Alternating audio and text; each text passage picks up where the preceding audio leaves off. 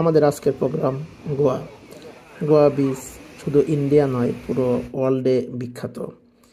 আমার এটি হলো 15তম স্টেট ভ্রমণ ইন্ডিয়ান। অনেক বছর পরে আসলে গোয়াতে আসলাম। গোয়ার সমুদ্রের জন্য অ্যাকচুয়ালি গোয়া বিখ্যাত। এছাড়া কিছু পাহাড় আছে এবং খুব ছোট্ট জায়গা। পুরো পৃথিবী চিন্তা করলে অনেক ছোট্ট জায়গা, তো সেটাই দেখতে আসছি। গোয়াতে আপনারা আসলে বাংলাদেশ থেকে যদি যান তাহলে তিনভাবে আপনারা যেতে পারেন। প্রথমে আপনারা যেতে পারেন প্লেনে, সরাসরি আপনি ঢাকা থেকে মুম্বাই হয়ে, দিল্লি হয়ে, কলকাতা হয়ে, এই তিনটি ওয়ে হয়ে আপনি গোয়াতে আসতে পারেন। আর দ্বিতীয় যেটা আসেন, আপনি প্রথমে কলকাতা আসতে হবে। কলকাতা থেকে আপনি ট্রেনে আসতে পারেন। ট্রেনে প্রায় 4-5টা ট্রেন আছে, সময় লাগে প্রায় 40 ঘন্টা। This is very difficult for every traveller. আরেকটি ওয়ে আছে, সেটা হলো আপনি কলকাতা থেকে বাসেও আসতে পারেন, বাট সেটা আসলে খুব ডিফিকাল্ট হয়ে যাবে, বিভিন্ন জায়গায় থেমে থেমে আসতে হবে। তো নর্মালি প্লেন অথবা ট্রেন, এই দুইটি আসলে মূল বিষয়। আমাদের সফর শুরু হলো গোয়া এবং মুম্বাই। এই হলো আমাদের বাংলাদেশ এয়ারপোর্ট, ইন্ডিগো এয়ারলাইন্স। এই এয়ারলাইন্সে আমরা উঠবো এখন। এই এতটুকুর জন্য আসলে গাড়ি ব্যবহার করা লাগছে। এটা হলো আমাদের প্লেন। আমরা আসলে এভাবে হেঁটেও যেতে পারি। আজকে আমরা অ্যাকচুয়ালি ঢাকা থেকে গোয়া আমি কিভাবে গেলাম, সেই ঢাকা গোয়ার জার্নির উপরে আজকের ভিডিও। একটু ছোট করে ভিডিওটা করতেছি। আমার 3 দিনের গোয়ার যে ভ্রমণ, 3 দিনের ভ্রমণ আমি 3টি পর্বে আপনাদের দেখাবো।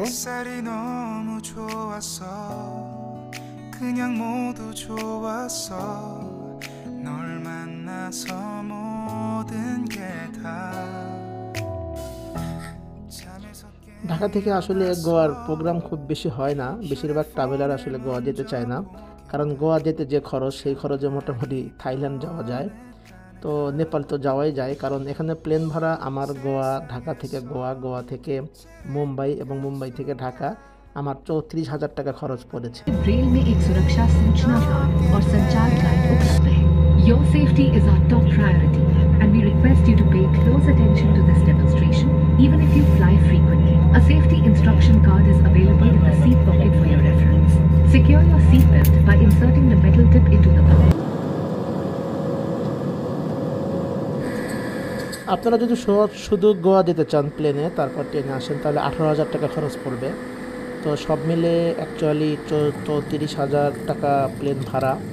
আমি 6 দিন গোয়া এবং মুম্বাই সফর করেছি, সেখানে প্রায় আমার খরচ হয়েছে 6 দিনে 18,000 টাকা। তো সব মিলে আমার ফুল প্যাকেজ 60,000। মুম্বাই এবং গোয়া যদি শুধু গোয়া করেন, তাও আপনার খরচ হবে কমপক্ষে 45 থেকে 50,000। তো এর জন্য আর কি এখানে ট্রাভেলার অনেক কম। নেতাজি সুভাষচন্দ্র বোস ইন্টারন্যাশনাল এয়ারপোর্ট, এটা ডোমেস্টিক। আমরা এখন ডোমেস্টিকে যাব। দেখতে দেখতে আমি চলে আসলাম কলকাতা, মাত্র 40 মিনিটে। কলকাতা কিন্তু আমাদের ইমিগ্রেশন হয়েছে, যদিও বোর্ডিং আমি ঢাকা থেকে 2টি পেয়েছিলাম, ঢাকা কলকাতা, কলকাতা গোয়া, কিন্তু বোর্ডিংটা হয়েছে কলকাতা। আমি যদি দিল্লি হয়ে যাইতাম অথবা মুম্বাই হয়ে, আরও 2টি ওয়ে যাওয়া যায়, দিল্লি অথবা মুম্বাইতে ইমিগ্রেশন হতো, কিন্তু গোয়াতে কিন্তু আমার ইমিগ্রেশন হবে না, কারণ আমি ইন্টারন্যাশনাল ফ্লাইট থেকে নেমে আমি ন্যাশনাল ফ্লাইটে উঠবো, যার জন্য এই রকমই সিস্টেম পুরো ইন্ডিয়াতে।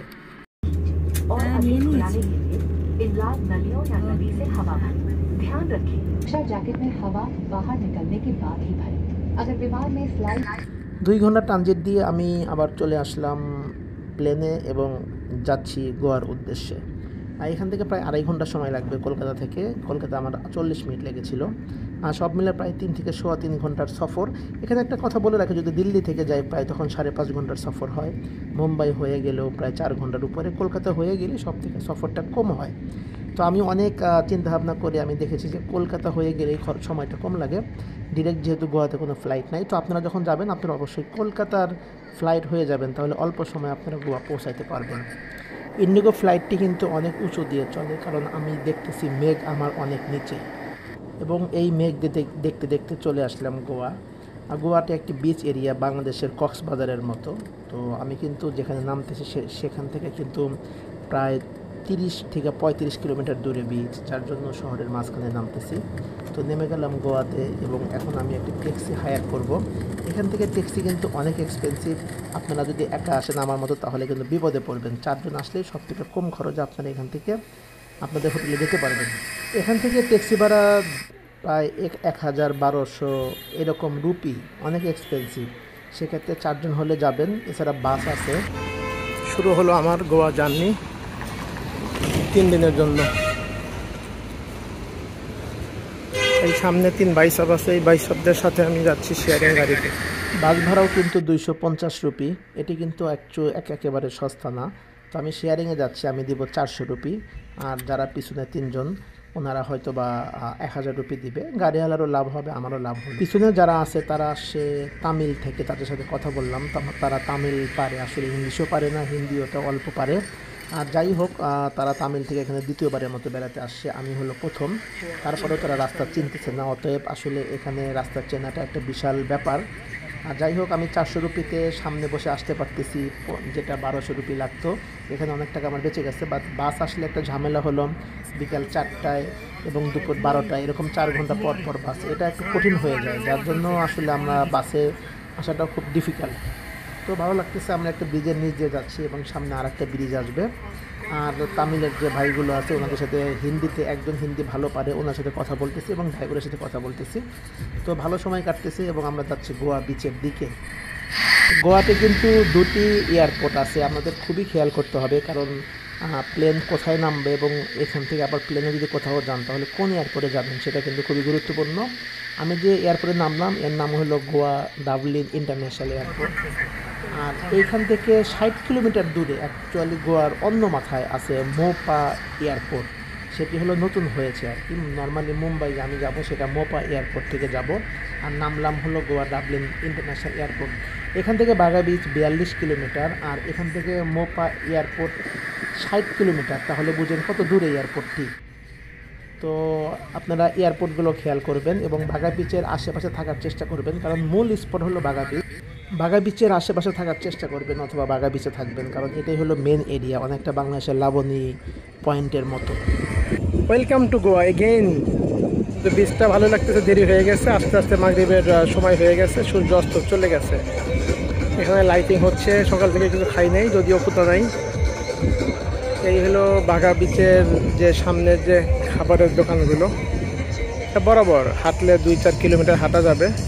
অনেক শব্দ, আমি আজকে আমার ক্যামেরা বের করি নাই, এই মোবাইল দিয়ে সারাদিন ভিডিও করছি।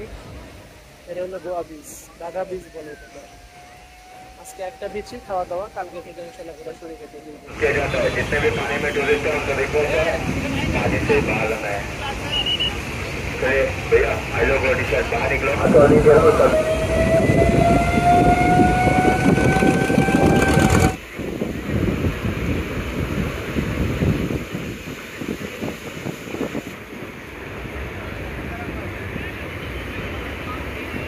গোয়া সফর আজকে এই পর্যন্ত শেষ করলাম। আমার 3 দিনের গোয়া সফর আজকে প্রথম দিন।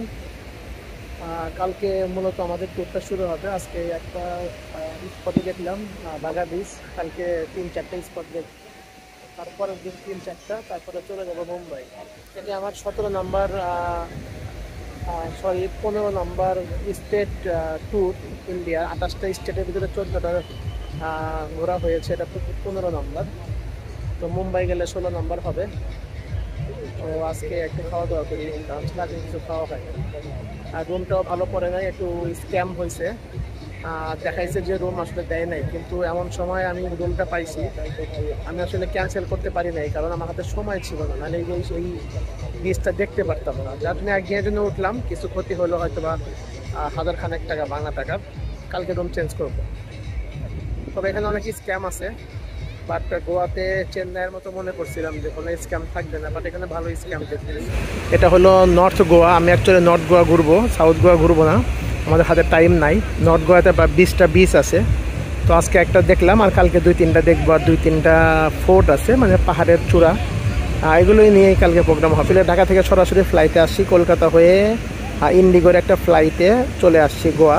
সকালে 9টা বাজে ছাড়ে কলকাতা, আর 12টা বাজে ছাড়ে গোয়ার উদ্দেশ্যে। ভাড়া নেয় 18,000 টাকা, তো 19-20 এরকম হয় আর কি। আমি 18,000 টাকা দিয়ে কেটেছিলাম।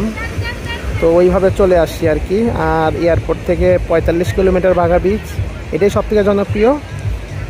এখানে প্রায় একটা গাড়ি নিলে 1500 রুপি, আমি শেয়ারিং ট্যাক্সিতে 400 রুপি দিয়ে আসছি।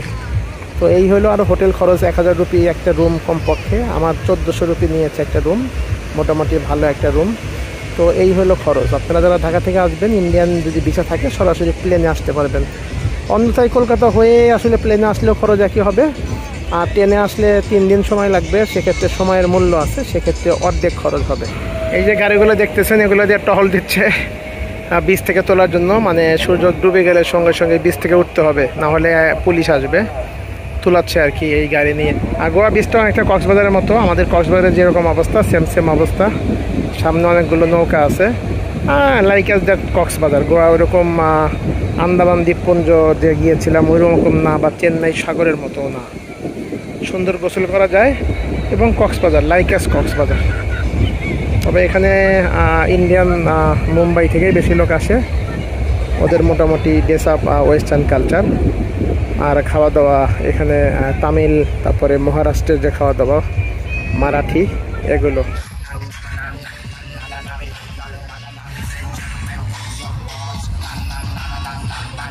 আল্লাহ হাফেজ। গোয়া থেকে, গোয়ার প্রথম দিন থেকে বিদায় নিলাম।